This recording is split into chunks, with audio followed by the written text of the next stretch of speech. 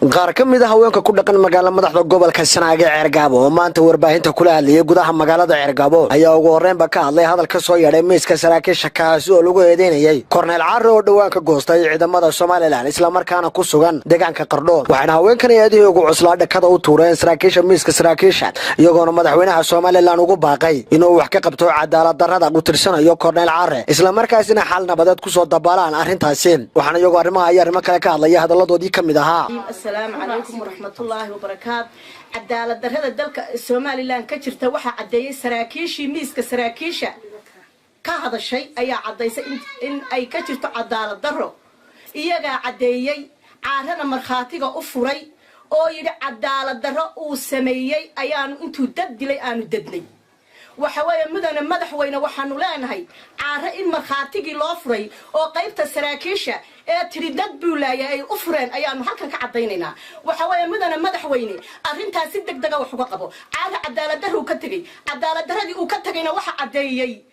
saraakiishii miiska saraakiisha fadhiday halkan waxaan ka sheegayaa oo jaraa'idkan aanu uga qabanay arrinta Korneyl Carre uu uga baxay dibadda cadaalad darrada ka taagan Somaliland ee ay dabada kaga jiraan waxaan ku yiri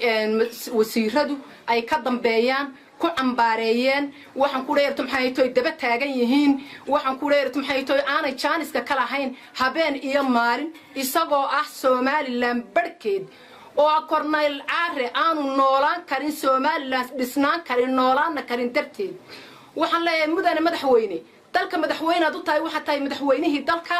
waxa tahay muraayadii dalka kursiga adaa ku fadhiya dalka adaa u taliya adaa u madaxweyne ah waxaanu ku leenahay inta ambaaraynaysa canjarafaynaysa waxa la yahay habar dhali weyday aleela ku waalatay inta canjarafaynaysa ee u tirinaysa ee Korneyl Carre hadalkiisa ka dambeynaysa ee waxale waa inta habeen iyo maalin waxtarkiisa iyo taakuladiisa iyo ambabixiisa iyo garab qabashadiisa waa inta u taagan inta hadlaysa madaxweyne waxaanu ku leenahay wuxuu kaga tagay Korneyl Carre dalka cadaalad darro cadaalad ku soo dabaal mudane madaxweyne dalkii Somaliland ee aad ka mid ka ahayd ee aad ka ahayd saraakiishiisa ee u soo halgantay mudane madaxweyne laba nin baa dumiyay labadii nin dumiyay wuxuu ahaa nin la aaminay oo loo dhiibay dalka oo la yiri mas'uul ka noqo iyo nin uu ku tuntay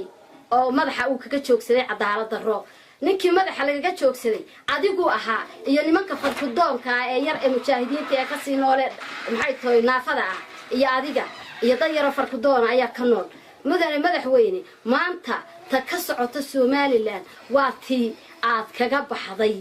aad kaga tagtay Somaliland ee kaga xanaaqdeed kaga carootay ee aad haadka iyo dibadda aad ugu baxday ayaa maanta mudane madaxweyne ka socota Somaliland waxaana ka wada cid la aaminay hadii xukuumadii hore aamintay Axmed Maxamed